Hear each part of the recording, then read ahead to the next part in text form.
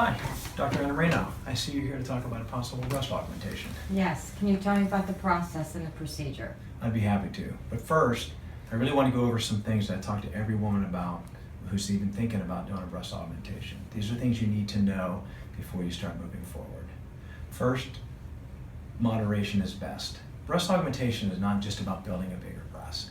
For me, breast augmentation is about restoring or creating balance to a woman's breast, not only to the breast itself, but that breast to the rest of her body habitus. The bigger the implant, the wider it gets. So your body, and as we go through and I examine you, will actually determine the biggest size implant that you can hold. If the implant's too wide, you set yourself up for a risk of migration and other complications, which of course we want to avoid. So again, moderation is best. Secondly, implants don't last forever. If you're going to do an operation sometime today or in the near future, at some point you're going to have to deal with these implants again. Saline implants last about 10 to 15 years, silicone implants 20 to 25 years. So in the future, you're either going to have to remove them or remove and replace them.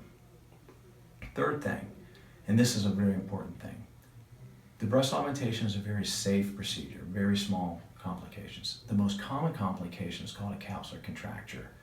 We don't know why it develops, but it happens in about 10 to 12% of women getting the operation. If an implant is placed under the muscle, your risk now is only 5%. So we can cut your risk by half just by putting the implant under the muscle.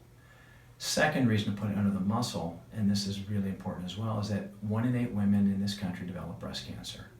If the implant is placed under the muscle, surveillance through mammography is safe and accurate. If the implant is placed above the muscle, about 15% of your breast tissue can be obscured just by the implant being above the muscle. So you can miss a cancer. Have I answered all of your questions? Yes, it was everything I was hoping to hear. Good. Bellissimo Plastic Surgery, your partner in defining you.